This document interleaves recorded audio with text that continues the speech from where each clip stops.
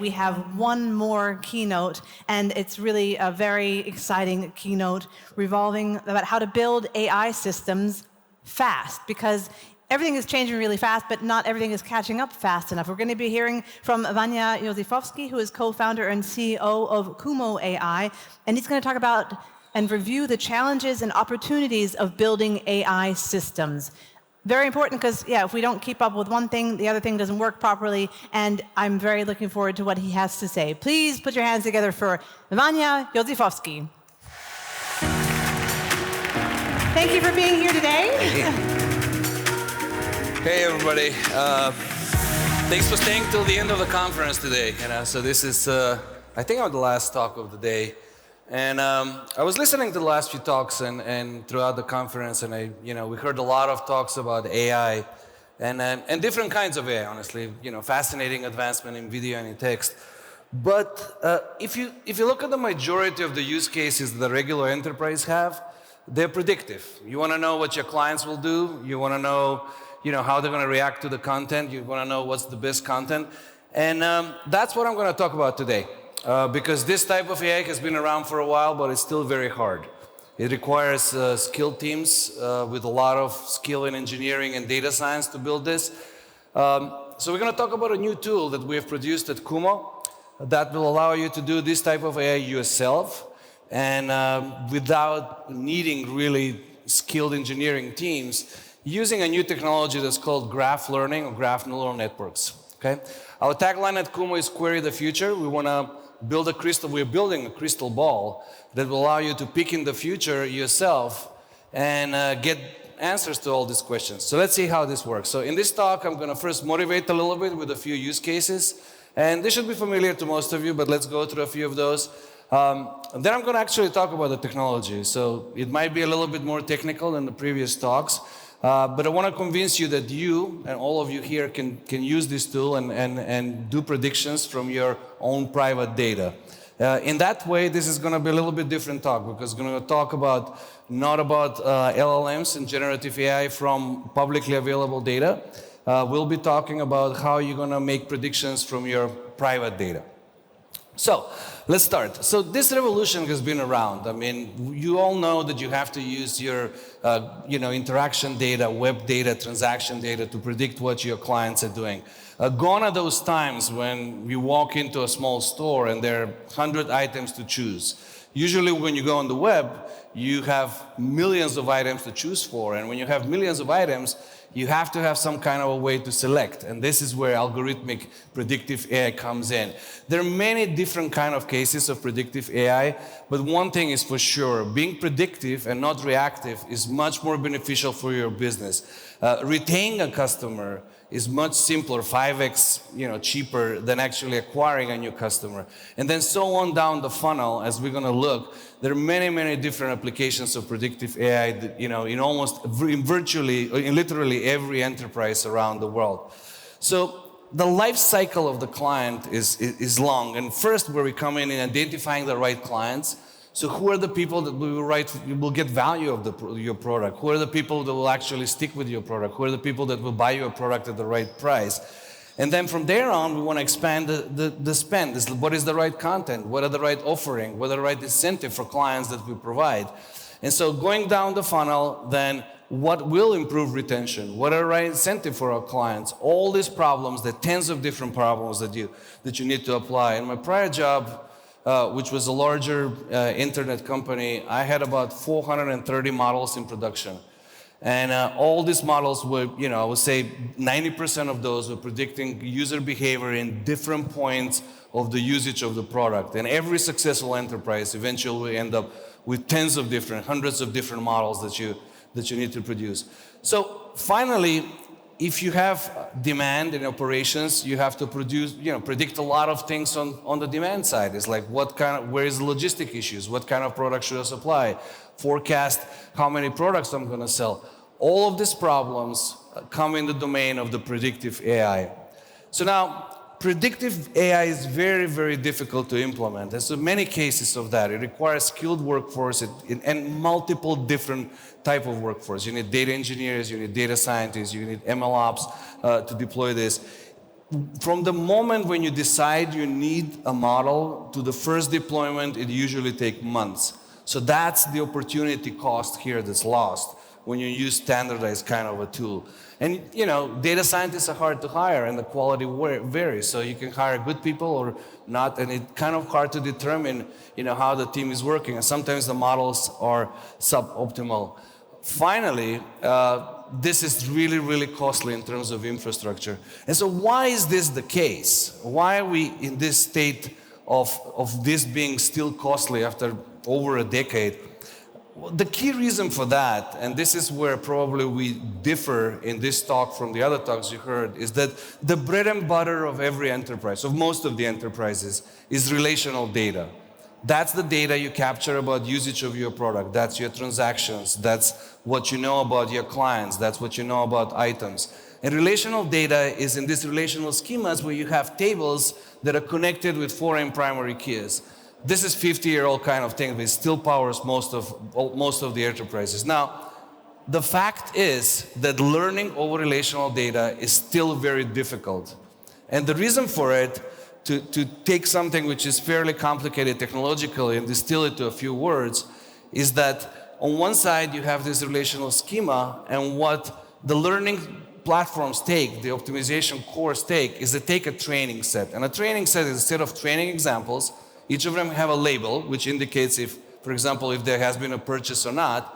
And then it has a set of features. And features is just another name for signals. This is signals that people find in your data manually still that you need to find to be able to predict something. For example, if you're an e-commerce website, maybe my past visits and the prices of the product I've seen will help me determine what I'll buy in the future, or at least the price range of things that I'll buy in the future. So those type of signals are still today mainly found by hand. Data scientists spend 80% of their time creating training sets, improving features, running experiments with more features. This is that cycle that I described before. And in technological terms, people talk about pipelines, talk about experimentation platforms, and so on. This is what we have done in the last 15 years. Like when I worked for a larger internet companies 15 years ago, this is exactly what we do, and this is what we do today. And so, in the meantime, you heard a lot of talks today about video, about text, and there are a couple new developments in the last 10 years that happened. One is convolution for images, which basically automates the process of features. The other is transformers.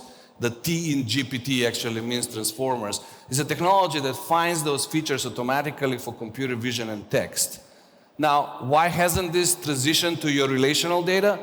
Well, relational data is a little bit hairy. It's not a simple matrix of things or not a simple string of things. So it has been harder to develop equivalent technology for your most common data, relational data. So that's what we do at Kumo. We use a technology called graph neural networks that was invented about 7-8 years ago. And one of my co-founders is a co-inventor that basically views your data as a graph. And what it does then, it learns transformers, similar mechanisms that ChatGPT uses for text, for the graphs to learn how to combine the information throughout the graph to predict for your prediction problems. And in this process, you don't need a training set, you don't need features, you don't need feature experimentations, you don't need a team to do all these things. It's all done. You don't need to outsource it to somebody else. You can in-house now do whatever big data science teams were doing somewhere else. And so you can get more models, you can get better models, because when you do features automatically, they're usually optimal or close to optimal, so they're better. It's much cheaper because you don't need all these big pipelines to join your data and do stuff that you don't want to even know about, but they're still there and cost you every year. It's much faster. You issue a simple query and you get the results within hours. So you can get the predictions now. You can play with how you define the predictions. You can play with the populations over which you do predictions. And each one of you can learn this in a day. I'll show you a couple examples now. So this is where it gets a little technical. We have an interface to the system where you can speak to, and it will do things. You can say, hey, Kumo, who are the clients that will churn in the next 3 months or 6 months. You can pick a client and say, hey, Kumo, why is this client churning, and so on. But I want to show you the level of the detail that's underneath that allows you to pose these questions with a very simple language as well and how it works. So imagine a simple e-commerce schema. This is actually a open source example that we have been using. It has customers, articles, and transactions. And now, if you want to know churn, like who's going to churn in the next 90 days, this simple 3-line query here, which says predict not exist transactions in the next 90 days, where exist transactions in -90 to 0. So I know it's a little clumsy and we're technical people, but these 3 lines of quasi-code, a SQL-ish kind of code, will allow you to solve your churn problem and you'll get the best results from it, okay? Or if you want to predict the sum of the transactions for each client you have, it's like 2 lines, you write it down, you press a button, and depending how big your data is, it will come in an hour or so. And we have built a graph learning system in the background that works with hundreds of billions of nodes, and that's numbers that's really hard to comprehend.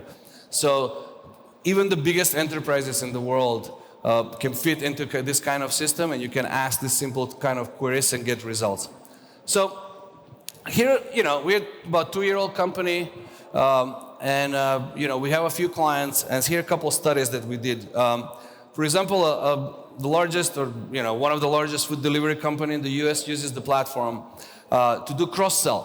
And so this is a very large data set. We run our system to predict a new category of purchase, and in literally hours, we got a result that significantly improved over the in-house model. I mean, this is tens, if not hundreds of millions of dollars of revenue coming in at the press of a button.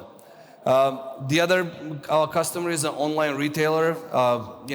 What we're doing with them is, timing of notification, but also making sure the content on notification and so on. All of your predictive use cases are in one platform, and now you can do it yourself. You can change your queries. You can define exactly what you want to do things, and within hours, it's all done. So that's my talk, and I want to summarize of what we've been doing at Kumo. We have taken similar technical methods that today power, generative AI, ChatGPT models, and we've managed to apply them to relational data. And relational data, I would claim, for most of the enterprises, is the bulk of your actionable data. This is transactions, this is visits, this is views, and everything else you collect on websites and similar. It automates the ML cycle end to end. We work straight from your raw data all the way to predictions. There's no need to have a skilled person in the whole flow. It's done end to end, and you get predictions written for you. These are the typical things that people usually talk about on a technical side, but there's no training set, no features, no feature experiments. All of those things that you might have heard from technical teams and you didn't know what they are, and maybe you didn't even want to know what they are, now you don't have to know what they are. It's all done and it's all automated. There's no people in the loop. You get quicker model delivery. You can launch stuff very often. You can try things. You can get more models. They work better. The model performance is better, and it's efficient. It won't burn millions of dollars of infrastructure on your side. So now, everybody in your enterprises can have prediction. And I just want to, say that, my co-founders and me, we've been in the industry for decades. We've built tens of different kind of systems in production, and we've seen, variants of e-commerce sites, advertising and so on. We built this company to make things simple and to make this work for everybody. Thank you very much.